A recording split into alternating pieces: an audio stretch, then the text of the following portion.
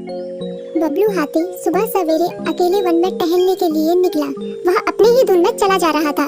लगता था उसके दिमाग में कोई उलझन है जिसे वह सुलझाने की कोशिश कर रहा था। सड़क पर आगे बढ़ते ही उसके सामने चीकू खरगोश भागा। बबलू का पैर उसके ऊपर पड़ने ही वाला था कि चीकू जोर से चिल्लाया। उसकी आवाज सुनकर बबलू ने अपना पैर पीछे खींच लिया। कहाँ खोए हो बबलू भाई? कहीं नहीं, बस कुछ ऐसे ही सोच रहा था। किस बारे में? तुम जानकर क्या करोगे? शायद मैं तुम्हारी कुछ मदद कर सकूं। तुम तो जानते हो आजकल वन में कितनी चोरियां हो रही हैं, पर चोर का कोई अता पता ही नहीं है। इस बात को लेकर वन के सारे प्राणी चिंतित थे।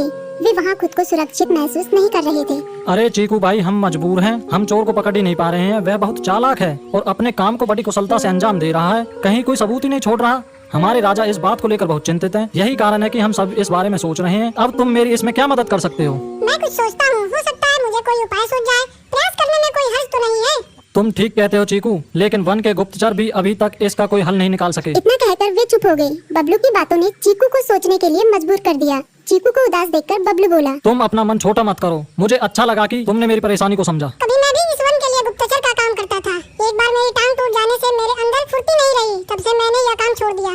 चीकू, तुम चाहो तो यह काम दोबारा कर सकते हो। वन के प्राणी ज्यादातर दिन में भोजन की तलाश करते हैं, वे रात को आराम करते हैं। तुम दिन रात दोनों में ही भोजन की तलाश में निकल सकते हो सकता है रात को तुम्हें कुछ ऐसी बातों का पता चल जाए जो हमारे काम की हो।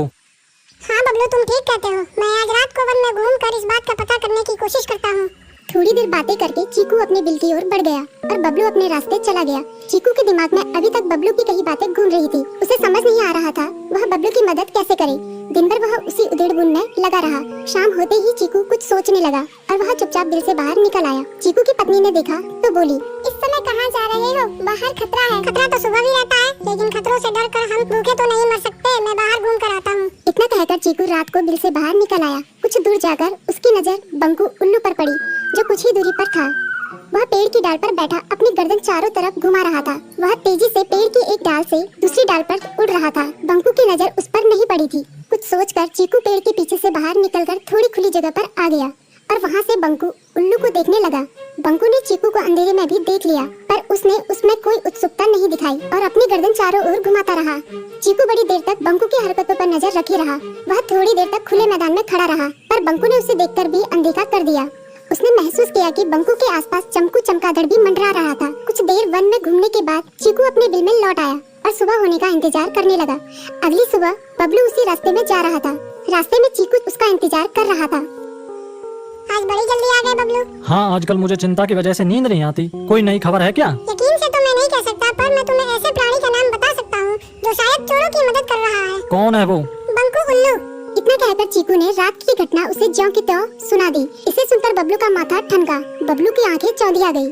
तुम ठीक कह रहे हो। मुझे आज रात बंकू और चमकू पर नजर रखनी होगी। इतना कहकर वे दोनों अपने अपने रास्ते चले गए। बबलू रात को अपने साथियों के साथ बंकू पर नजर गड़ाए रहा। उसकी संदिग्ध गतिविधियों को देखकर बबलू ने उसे उसके साथियों चंकी और संकी लोमड़ के साथ पकड़ लिया। बबलू ने सख्ती से पूछताछ करनी शुरू कर दी। तुम इस समय बंकू चमकू के साथ क्या कर रहे हो? हम चारों दोस्त हैं, इसलिए साथ बैठकर बात कर रहे हैं। चमगादड़ और उल्लू की दोस्ती तो समझ में आती है, पर लोमड़ के साथ दोस्ती कैसे हो सकती है? सख्ती से पूछने पर दोनों ने अपना जुर्म कबूल कर लिया और सभी चोरियों के बारे में बताया जो उन्होंने कुछ दिन पहले वन में की थी। बबलू ने उनके चोरी का सारा सामान भी बरामद कर लिया। बंकू और चमकू को अभी तक समझ में नहीं आ रहा था कि वो इतनी आसानी से कैसे पकड़ में आ गए।